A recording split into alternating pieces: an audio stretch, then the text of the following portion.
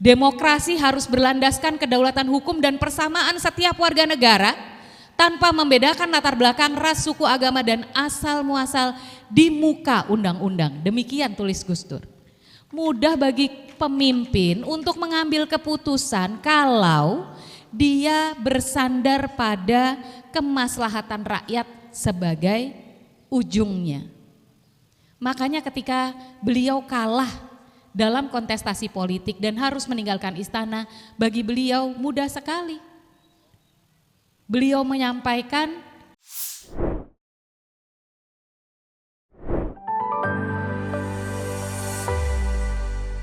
baik, Assalamualaikum warahmatullahi wabarakatuh.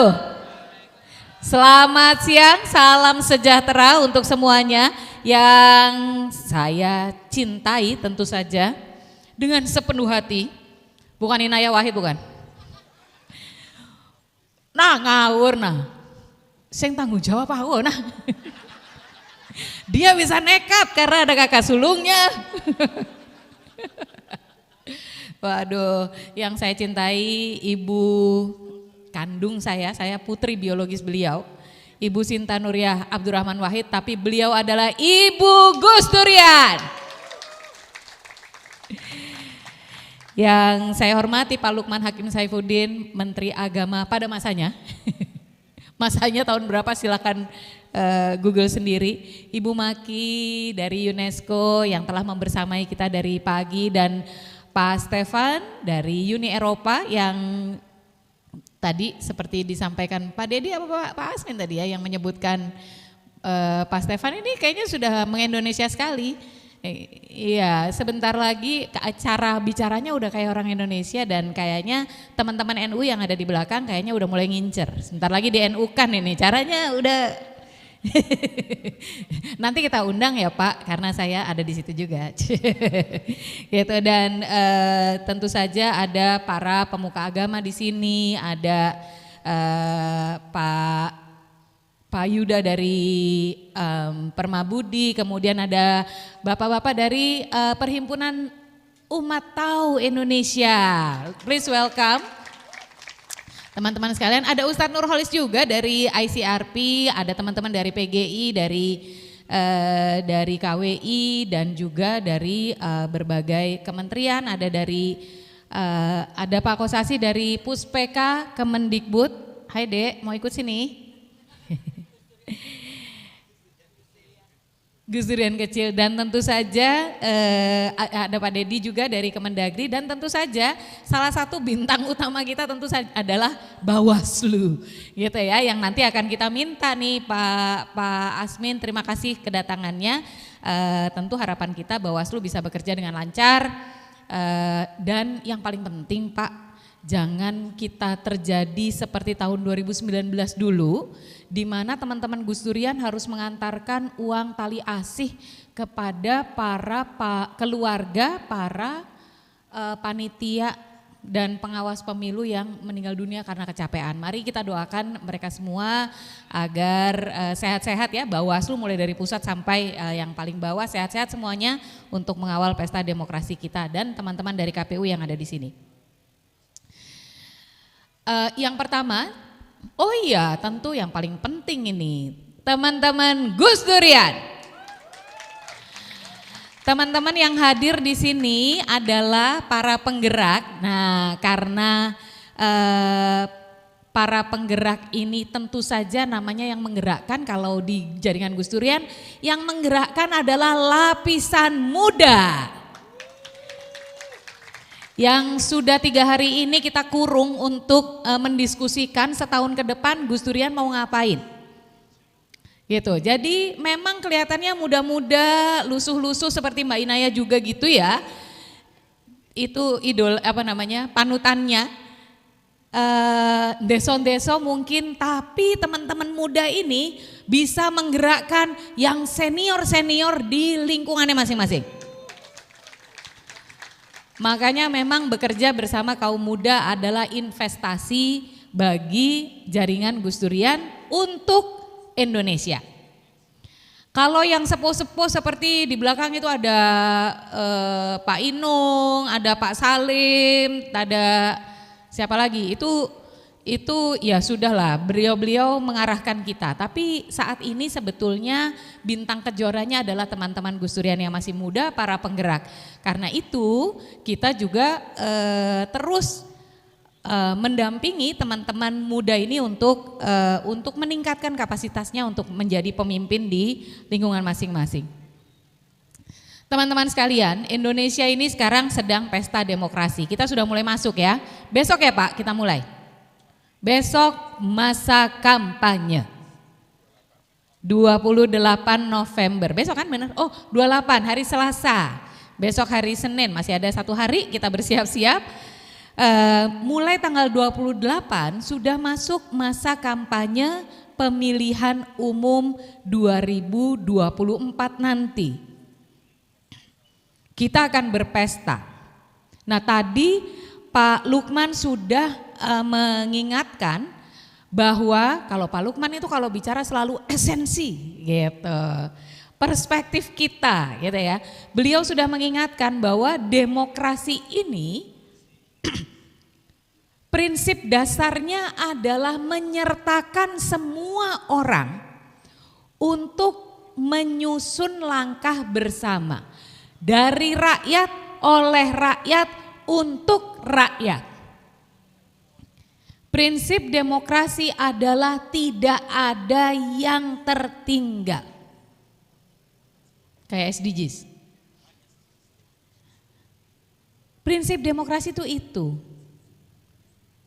Prinsip demokrasi adalah memastikan bahwa pemimpin yang akan kita pilih baik untuk memimpin penyelenggaraan negara maupun untuk memimpin penyusunan regulasi-regulasi melalui parlemen, itu adalah orang-orang yang bisa mewakili aspirasi kita. Itu intinya demokrasi. Supaya suara kita bisa ikut membentuk Indonesia. Supaya suara kita tidak tertinggal dan terpinggirkan. Itu esensi demokrasi. Pemilu hanya salah satu aspeknya. Pemilu hanya salah satu cara untuk mencari, karena kita ini 280 juta jiwa. Nggak mungkin semuanya kita ajak rembukan. Nggak mungkin kita semuanya selalu bersiap untuk ikut memikirkan harus gimana caranya, berapa banyak makan siangnya harus disediakan, dihitung. Mungkin gak sih untuk menyediakan makan siang untuk seluruh anak Indonesia misalnya? Itu semua adalah persoalan kebijakan. Nah karena itu kita perlu untuk memilih orang yang tepat. Sayangnya prosedur demokrasi di Indonesia yang masih yang sangat lengkap ini belum sepenuhnya selaras dengan pemahaman masyarakat tentang demokrasi itu sendiri. Banyak orang tidak paham.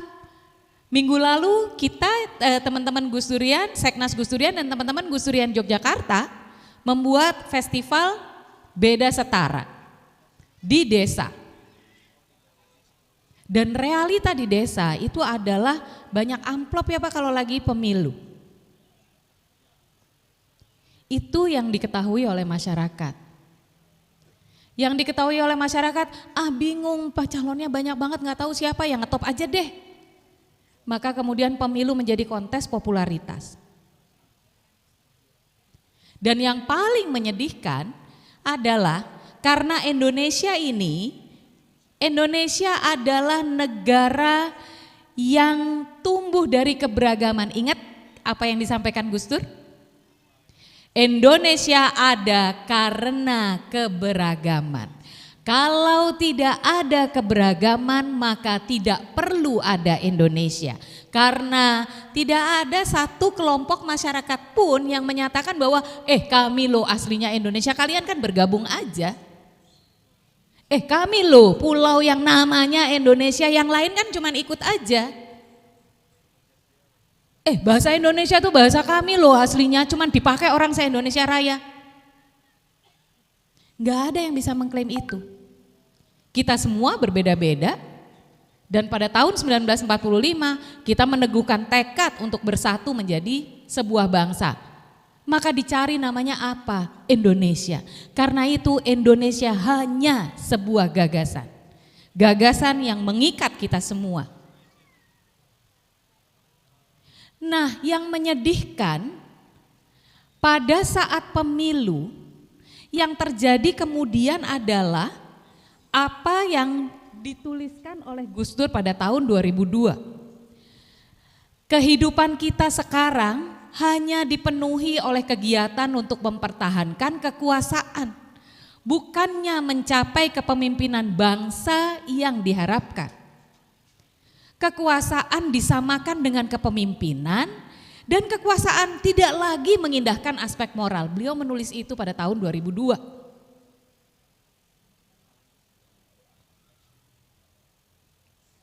Dan untuk bisa mendapatkan kekuasaan itu, maka kemudian keberbedaan kita, keberagaman kita sering diubah menjadi pelintiran kebencian. Sudah ada penelitiannya tentang ini, penelitian dari Sherian George. Bahwa sentimen antar kelompok adalah sentimen yang biasa-biasa saja sampai ada pertandingan untuk mendapatkan kekuasaan di situ, maka kemudian sentimen itu dipelintir menjadi kebencian. Itu yang kita lawan dengan semangat pemilu damai, adil, jujur, dan bermartabat. Kita ingin mengembalikan bahwa demokrasi adalah jalan untuk mewujudkan cita-cita bersama. Bahwa demokrasi adalah ruang untuk memperjuangkan kemaslahatan bangsa. Gus Dur selalu mengutip satu kaidah yang populer di pesantren. Tasarruful imam ala ra'iyah manutun bil maslahah.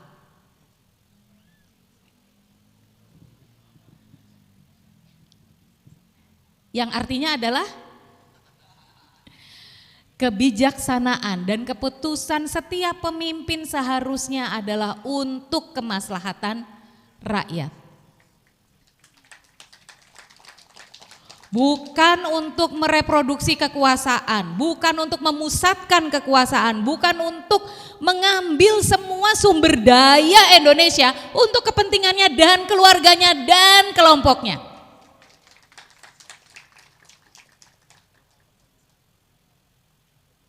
Karena itu jaringan Gus Durian harus selalu ingat apa yang telah diteladankan oleh Gus Dur. Gus Dur memperjuangkan demokrasi ketika nama demokrasi bahkan belum dikenal di Indonesia ini. Gus Dur mengajak rakyat, mengajak masyarakat untuk bergerak bersama pada saat beliau belum punya posisi. Gus Dur mengajarkan kita untuk setia pada nilai-nilai dasar demokrasi apapun konsekuensinya. Ketika beliau mengundang para tokoh dari Irian Jaya, beliau bertanya, sebagai seorang pejuang HAM, saya tahu apa yang menjadi harapan teman-teman. Tapi sebagai presiden, saya wajib menjaga Papua ini pulau Anda, semua Indonesia ini tetap Indonesia. Mari kita bicara dari hati. Apa yang menjadi kebutuhan teman-teman di sana? Tapi tetap berada di Indonesia. Dan apa yang dilakukan, yang disampaikan oleh para tetua itu? Yang mereka sampaikan, apa martabat kami saja tidak pernah kok bisa dihormati, nama kami aja sekarang harus diganti. Kami ini orang Papua, oke. Kalau memang itu adalah martabat orang Papua, maka kita kembalikan nama Papua kepada warga Papua. Bertemu dengan orang-orang Tionghoa yang berpuluh-puluh tahun ditindas dari kemerdekaan untuk memperkuat budayanya sendiri. Bagi Gus Dur mudah untuk menyampaikan bahwa kita cabut aturannya. Sekarang semua orang apapun latar belakangnya, terutama masyarakat Tionghoa, boleh pakai namanya sendiri, boleh. Pakai bahasanya boleh. Masuk ke sektor apapun boleh, karena demokrasi harus berlandaskan kedaulatan hukum dan persamaan setiap warga negara tanpa membedakan latar belakang, ras, suku, agama, dan asal muasal di muka undang-undang. Demikian tulis Gus Dur. Mudah bagi pemimpin untuk mengambil keputusan kalau dia bersandar pada kemaslahatan rakyat sebagai ujungnya. Makanya ketika beliau kalah dalam kontestasi politik dan harus meninggalkan istana, bagi beliau mudah sekali. Beliau menyampaikan bahwa tidak ada satu jabatan pun yang layak dipertahankan dengan darah rakyat. Dan teman-teman sekalian, kita para Gus Durian beruntung karena kita memiliki panutan yang sedemikian idealis. Sehingga kita tidak ditempatkan pada posisi tarik-menarik kepentingan. Tapi kita diberi panduan nilai-nilai apa yang kita perjuangkan.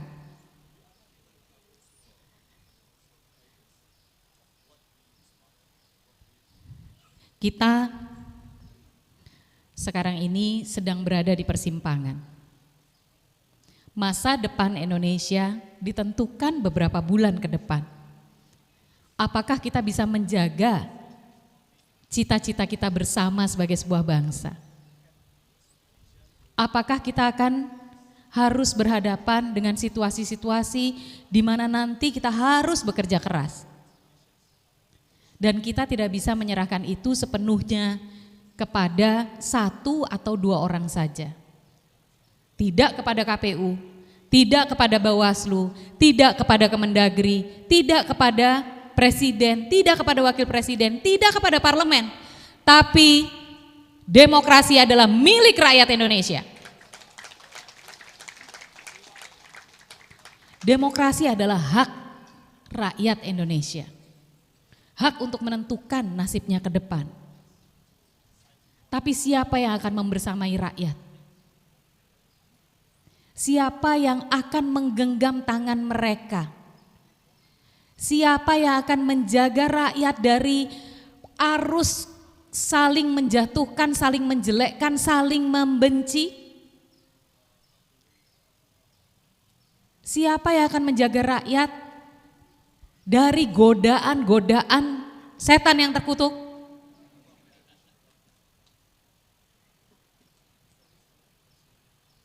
Siapkah kita menjaga rakyat? Belum siap kayaknya ya. Siapkah kita menjaga bangsa Indonesia? Siapkah kita mengambil posisi? Siapkah kita bergerak? Beneran? Kan gak ada duitnya. Siap, lemas. Hah? Penggerak tidak menunggu ada UNESCO. UNESCO mengajak Gus Durian bekerja sama karena Gus Durian ada di mana-mana. Karena UNESCO melihat bahwa Gus Durian bergerak. Terima kasih teman-teman Gus Durian.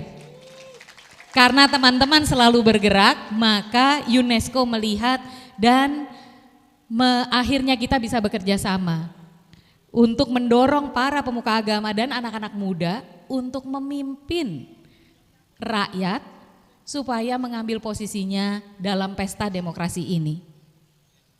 Gus Durian adalah mereka yang aktif merawat Indonesia, bukan hanya pecinta Gus Dur. Gus Durian adalah orang-orang yang bergerak atas cita-cita, bukan sekedar kekuasaan. Gus Durian adalah mereka-mereka yang berkomitmen untuk terus tumbuh, terus mengasah diri demi cita-cita yang besar. Dan saya tahu ini bukan hal yang mudah. Saya tahu setelah ini teman-teman akan berhadapan dengan berbagai persoalan, baik teknis maupun substantif. Teman-teman Sulam Papua dari kemarin sore sudah harus bekerja keras untuk mulai bekerja mengurus persoalan kasus di Bitung. Teman-teman yang lain juga akan berhadapan dengan persoalan itu. Tetapi saya yakin 3 hari ini teman-teman sudah memperoleh bekal pemikiran. Teman-teman sudah memperoleh bekal inspirasi, teman-teman sudah memperoleh bekal semangat, teman-teman sudah memperoleh bekal komitmen bersama. Teman-teman tidak sendiri. Pada saat teman-teman bekerja di lapangan, ingatlah hari ini, teman-teman menjadi bagian dari sebuah gerakan besar untuk merawat Indonesia. Teman-teman tidak sendiri, teman-teman tidak lemah, teman-teman tidak kecil. Dari Wisma Hijau ini, teman-teman akan membangkitkan semangat para pemuka agama, para tokoh masyarakat, para pegiat masyarakat sipil, para penyelenggara negara, para anak muda, dan jangan lupakan masyarakat Indonesia dari seluruh Indonesia, merawat Indonesia. Dari Wisma Hijau ini, kita akan mengawal demokrasi Indonesia. Saya akan akhiri dengan kutipan Gus Dur, mari kita bangun bangsa dan hindarkan dari pertikaian yang sering terjadi dalam sejarah. Inilah tugas kesejarahan kita yang tidak boleh kita lupakan. Sebab yang lebih penting dari politik adalah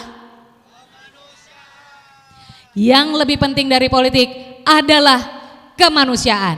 Mari kita bergerak. Gus Dur telah meneladankan, saatnya kita melanjutkan. Wallahul muwaffiq ila aqwamit thoriq. Assalamualaikum warahmatullahi wabarakatuh.